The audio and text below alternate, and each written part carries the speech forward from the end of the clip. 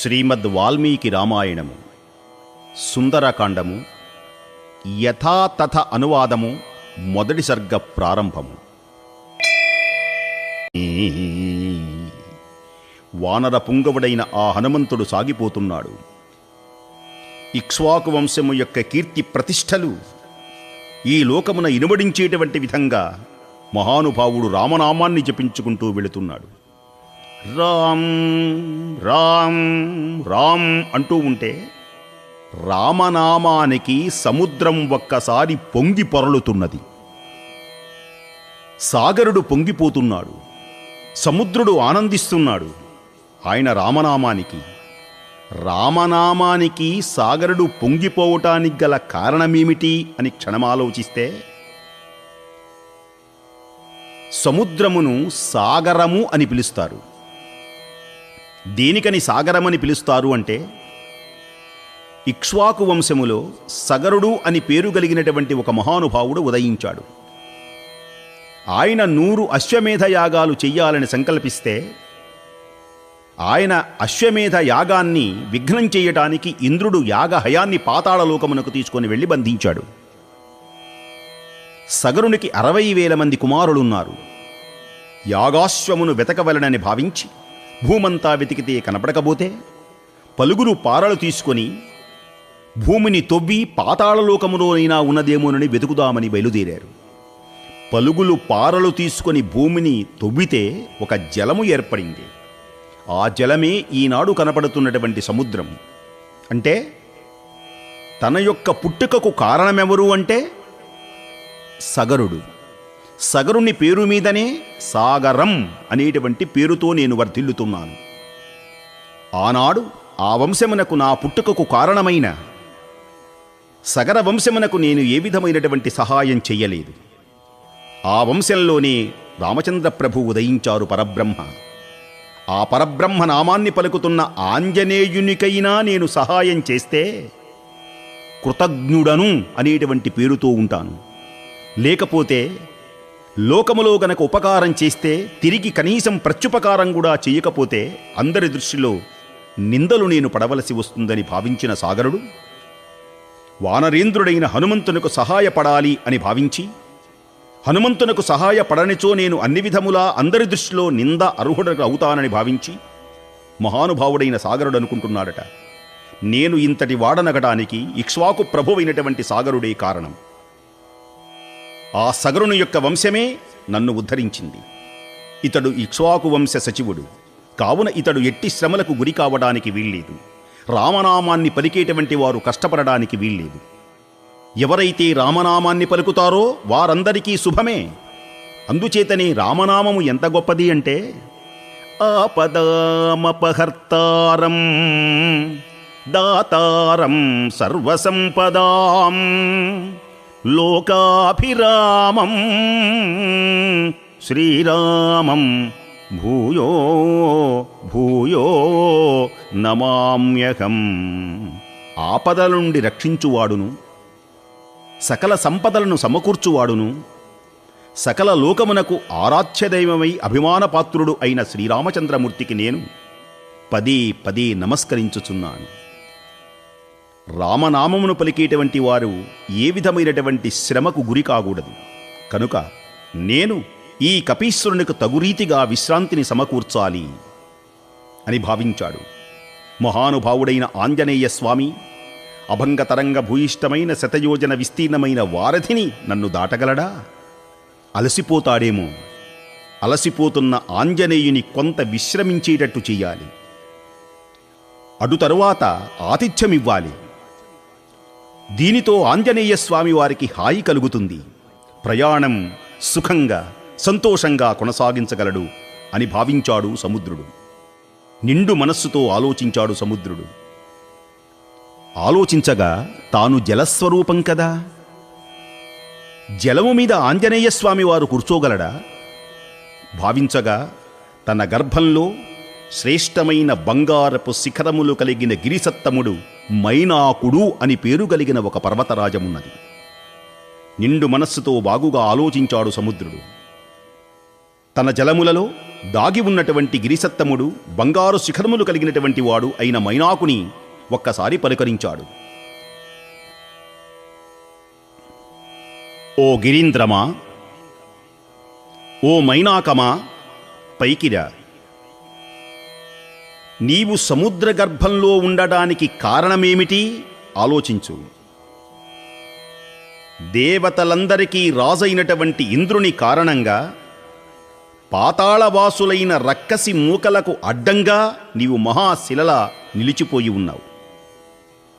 దీనికి ఒక పూర్వపు కథ ఒకటున్నది.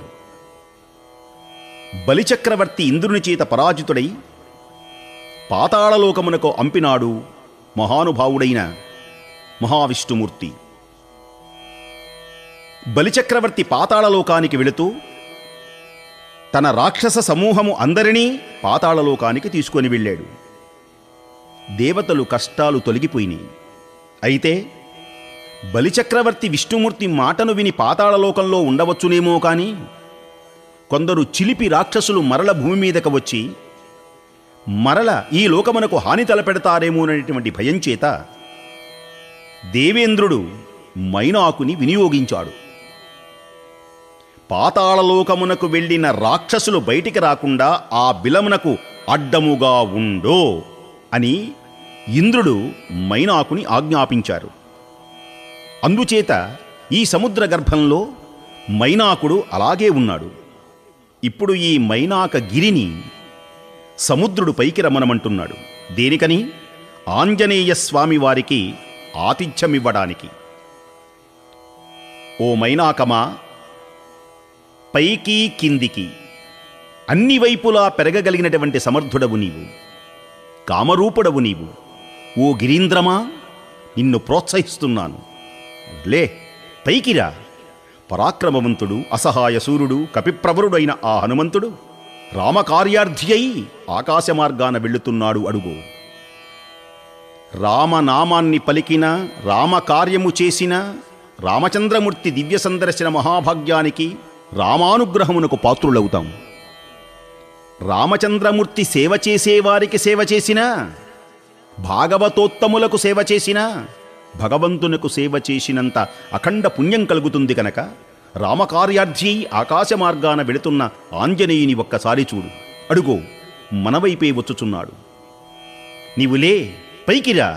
ఇక్ష్వాకు వంశజులు నాకు పూజ్యులు. నీవు నన్ను ఆశ్రయించటం వలన, నేను ఇక్ష్వాకు వంశజులను పూజ చేయటం వలన నీకు కూడా వారు పూజనీయులే. కనుక ఇక్ష్వాకు వంశుడైనటువంటి శ్రీరామచంద్రమూర్తి ఆజ్ఞానువర్తి ఇక్కడకు సహాయం చేయడానికి, మన జన్మధన్యం చేయడానికి విచ్చేస్తున్నారు. రా, పైకిరా. నీకడ కొంత విశ్రాంతి తీసుకొని పోవచ్చునని సగర ప్రవర్ధితుడు సాగరుడెంతో ముదమున పలికే మైనాకునితో. కాబట్టి మాకు సహాయపడు, మా కార్యము విధిగా ఆచరించు. కర్తవ్యము కార్యమునకు చేయనిచో పెద్దలకు కోపం వస్తుంది, సజ్జనులకు కోపము రానివ్వకు.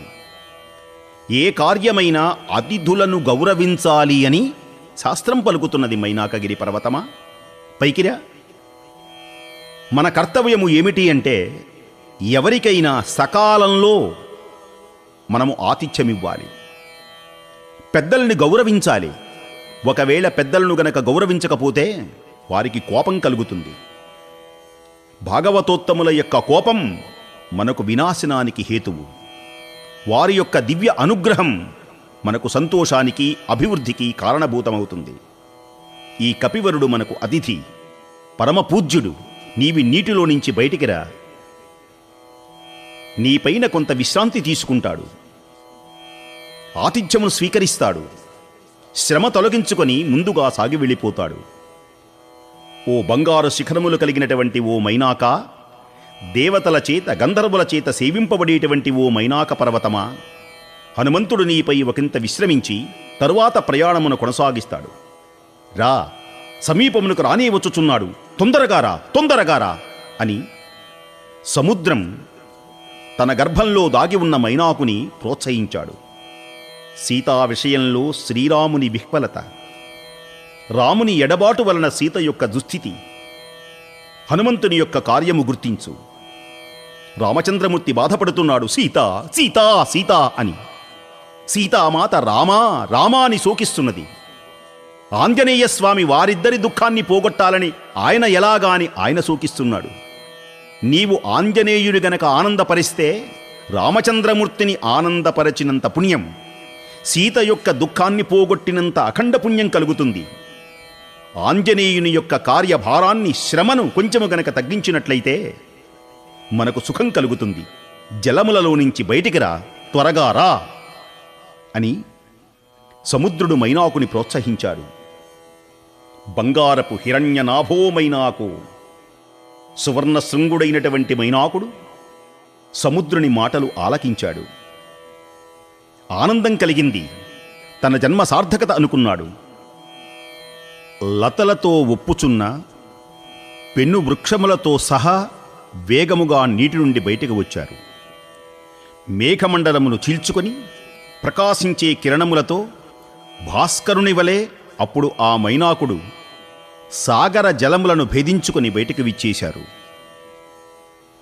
సముద్రునిచే ఆదేశింపబడిన ఆ మహాత్ముడైన మైనాకుడు సాగర జలములచే ఆవృతుడై ఒక్కసారి తటాలున తన శృంగములను దర్శింపచేశాడు.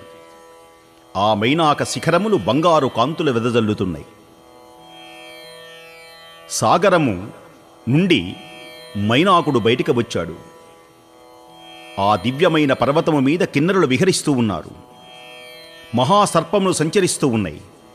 ఆ శిఖరములు ఆకాశమున వ్రాలుతూ ఒరయుచూ ఒదిగి ఉన్నటువంటి దివ్య సౌందర్యము ఎలా ఉన్నది అంటే, ఉదయించేటువంటి సూర్య కిరణంలా ఆ మైనాకుడు ప్రకాశించాడు. సముద్ర జలము నుండి ఉవ్వెత్తుగా పైకి లేచిన మైనాకగిరి పర్వత శిఖరములు పుటము పెట్టినటువంటి బంగారపు వన్నెలు విరజిమ్ముతూ ఉన్నాయి.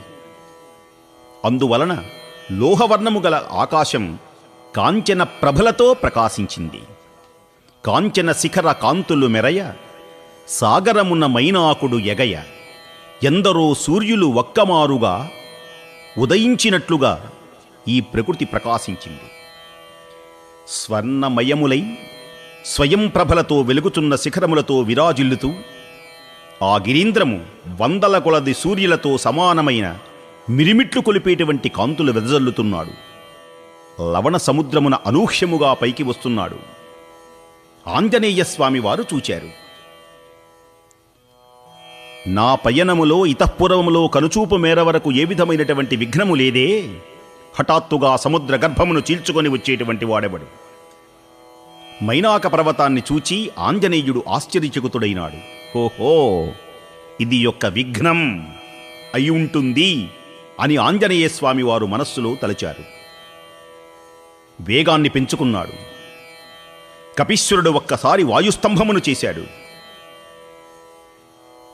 అత్యున్నతమైనటువంటి పర్వతాన్ని వేగాన్ని పెంచి తన వక్షస్థలంతో ఫటామని కొట్టి అవతలకు వెళ్ళిపోయినాడు. ఆంజనేయ స్వామి వారి యొక్క దేహం వజ్ర శరీరం పర్వతమునకు తగిలింది.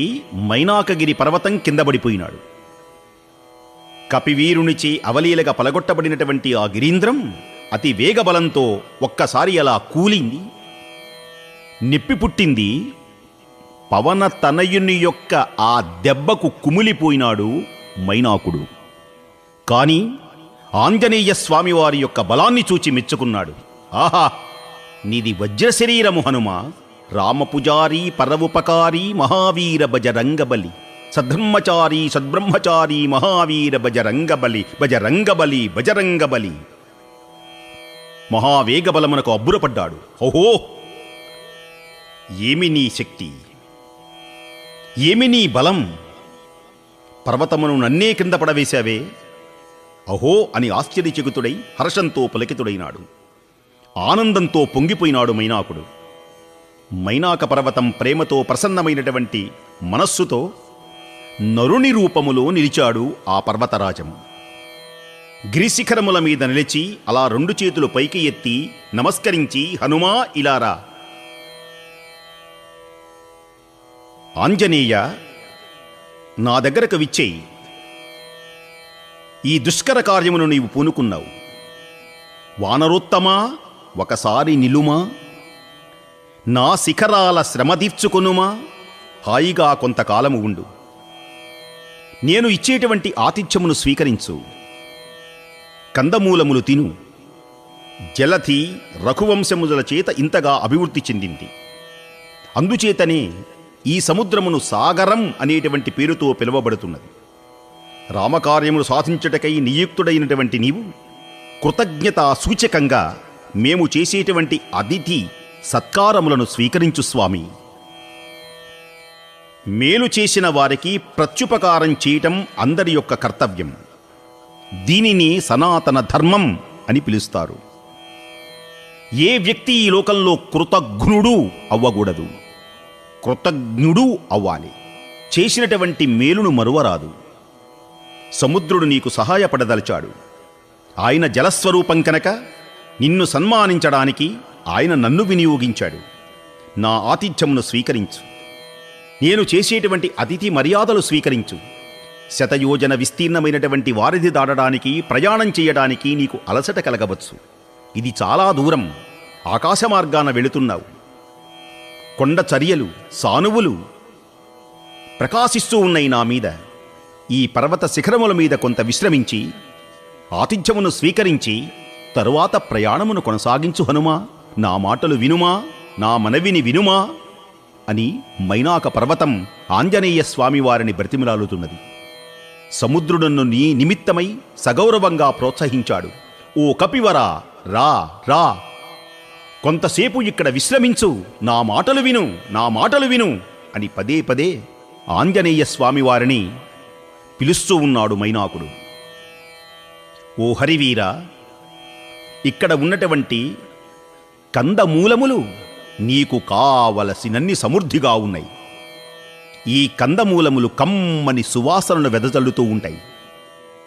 కమ్మని వాసనలు కుమ్మరిస్తూ ఉండగా ఇవి చాలా రుచికరంగా ఉంటాయి. వాటిని ఆస్వాదించు. కొంత తడవు విశ్రమించు, పిమ్మట ముందుకు పోవచ్చు. ఓ కపివీర, మాతో కూడా నీకు సంబంధం ఉన్నది స్వామి. నీవు సత్పురుషుల యొక్క ప్రేమ ఆదరములను స్వీకరించేటువంటి వాడవు. శ్రీరామనామ ప్రచారకుడవు నీవు. జయరామతత్వ విశారదుడవు నీవు. సర్వమంత్రతంత్ర ప్రసిద్ధుడవు నీవు. మహత్కార్య సమర్థుడవు నీవు. సర్వము కాచెదవు. మహానుభావ, సత్పురుషుల యొక్క ప్రేమను ఆదరమును స్వీకరించు. ముల్లోకముల యందు ప్రసిద్ధికెక్కేటువంటి విధంగా ప్రవర్తించు. నీవు ఇప్పటికే లోకములందరి చేత కీర్తింపబడుతున్నావు. ఓ మారుతి, కపికుంజర, వేగముగా ఎగిరిగిపోగలిగినటువంటి వానర శ్రేష్ఠులలో నిన్ను ప్రముఖునిగా నేను తలంచుచున్నాను. కోటాను కోట్ల మంది వానర వీరులు ఉన్నా నిన్ను మించినటువంటి వ్యక్తి ఈ లోకమున, ఈ సృష్టి యందు కూడా ఎవ్వరూ లేరని నేను మనస్ఫూర్తిగా అంగీకరిస్తున్నాను. ధర్మాత్ముడై బుద్ధిమంతుడైనటువంటి వ్యక్తి ఇంటికి వచ్చినప్పుడు, యోగ్యుడైనటువంటి వాడు తన గృహమునకు విచ్చేసినప్పుడు, భక్తుడైనటువంటి వాడు తన గృహమునకు విచ్చేసినప్పుడు భాగవతోత్తముని, ఆ అతిథిని అతి సామాన్యుడైనా పూజించాలి. కనీసము మంచినీళ్లైనా ఇవ్వాలి, గౌరవించాలి. ఇది సనాతన ధర్మం. ఇక నీ వంటి మహాత్ముడు వచ్చినప్పుడు, పూజింపవలసినటువంటి వ్యక్తి పూజించడానికి వచ్చినప్పుడు మూర్ఖుడు ఎవడు ఈ అవకాశాన్ని జారవిడుచుకోడు. నీవు మహాత్ముడవు, తేజోవంతుడవు, ఋషిసత్తముడవు, శౌర్యవంతుడవు, బుద్ధిమంతుడవు, మతిమంతుడవు. నిన్ను పూజించేటువంటి విషయం ఈ లోకమునందరికీ ఆదరణయోగ్యమై ప్రకాశిస్తుంది. మహాత్ముడవు నీవు వచ్చినప్పుడు పూజింపవలసినటువంటి విషయమును ప్రత్యేకించి నేను చెప్పవలసినటువంటి అవసరం లేదు. ఓ కపీశ్వర, నీవు దేవతలందరిలో శ్రేష్ఠుడవు, మహాత్ముడైనటువంటి వాయుదేవుని కుమారుడవు. వేగములో నీకు సాటి ఎవరూ లేరు.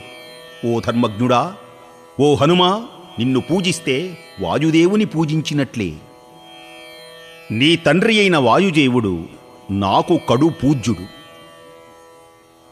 దేనికి అని నీవు అడుగుతావేమో. నీ తండ్రికి నాకు ఉన్నటువంటి అనుబంధాన్ని నీకు తెలియచేస్తాను. దేనికని ఆ మహానుభావుడు నాకు పూజనీయుడో ఇందుకు కారణము కూడా తెలియచేస్తాను. ఆలకించు స్వామి. హనుమా, పూర్వకాలమునందు పర్వతమునకు రెక్కలు ఉండేవి. కృతయుగంలో అవి గరుడ వేగంతో, వాయువేగముతో అన్ని దిశలు సంచరిస్తూ ఉండేవి. ఎక్కడ వాలి జననష్టమును కలిగిస్తావోనని అవి సంచరించేటప్పుడు అవి అన్నీ వచ్చి తమ మీద పడుతుందేమోనన్న భయం చేత దేవతలందరూ ఋషులందరూ కూడా సకల ప్రాణులు భయపడిపోయినారు.